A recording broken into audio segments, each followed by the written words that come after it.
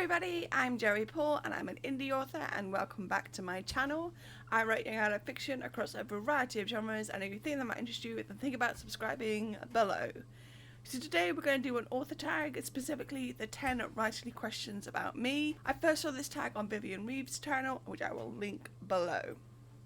So there are 10 questions and I'm just going to jump right to it. So number 1, what's your favourite place to write? I generally go between writing here at my desk in my office or up in bed, but my favourite place would probably be boringly here at my desk. I have everything I need, I'm within range of what I want, and I just have all the bits and pieces.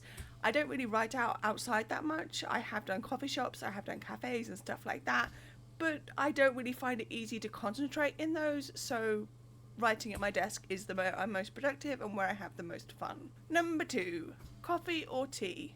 Gonna have to be tea for me, simply because I'm allergic to coffee. It makes me wheeze, so I avoid it at all costs. So I am very much a tea drinker, I always have been, and I'm pretty boring when it comes to tea, so I won't go into details. Number 3, favourite book of all time. This one always sneaks in there somehow, and it's like choosing your favourite child. My mind goes blank when I'm asked this question, and I just don't know how to answer it. I have a lot of books that I reread every year. I generally reread all of Harlan Coben. I generally reread all of the Sue Grafton Alphabet series, but I don't know whether I have one favourite book of all time. I just don't know whether I can narrow it down. So yeah. Number 4, NaNoWriMo, yes or no? Yes. It used to be that I'd finish a book around the time of end of October and I'd get to start 2 new ones for Nano, and that worked for me. But this time around, because of the length my books have ended up being, I'm not going to finish in October, I'm going to finish in August. So I'm just going to hold off writing my extra chapters in September and write them in November anyway, so that I can be part of NaNoWriMo. Technically I would be a rebel, but I'm always a rebel, so you know. Number 5, genre you would write if you had no restrictions. Technically, I don't have restrictions. I basically write where the stories take me. I've written over many genres, from dystopian to crime mystery to sci-fi to urban fantasy, paranormal. You know, I basically go where the stories take me, so I don't feel like I have those restrictions. And I don't really feel like there's any genre that I haven't written in that I want to. Number 6, if you could have any superpower, what would it be?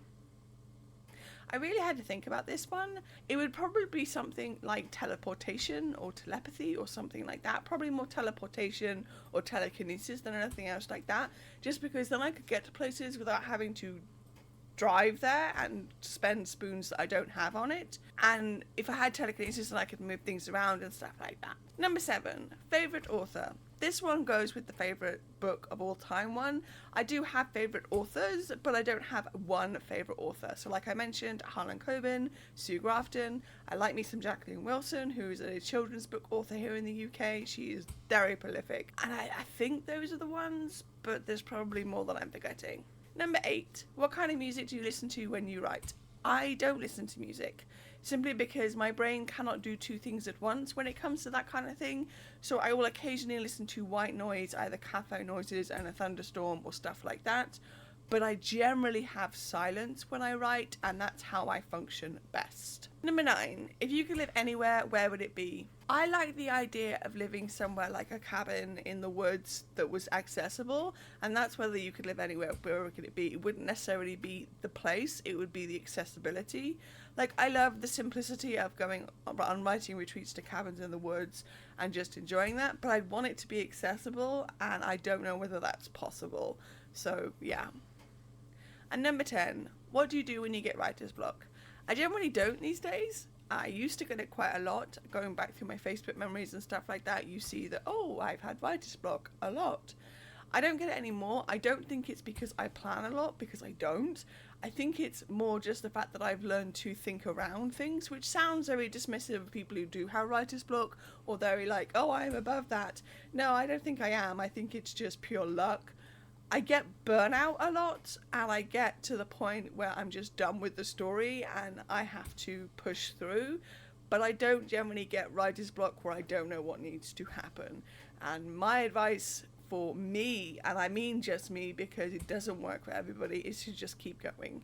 It's not something that will work for everybody, and I am aware of that, and it's one of the reasons why I shy away from giving advice about it, because it's not something I experience very much anymore, and I've learned to have my own tricks and stuff like that for getting through it for me personally, but I know as the writing community as a whole, it's a very different beast. So there we go, those are my 10 answers to those 10 writerly questions. If you see this tag and want to do it, then consider yourself tagged. I'm not going to tag anybody specifically just because I like doing tags, but they sometimes go in and out of favour, and you know. So what's your favourite place to write? Let me know in the comments down below. So that's all I've got time for today. If you want to support my channel, you can comment, like, or subscribe. I post new videos on Thursdays. You can find me all over social media, and my books are available everywhere. And don't forget to pre-order Invisible, which is the first in a young adult dystopian quartet. And if you do pre-order, don't forget to grab the swag, all the links to which are listed below. Thanks for watching, and remember, keep writing. Bye.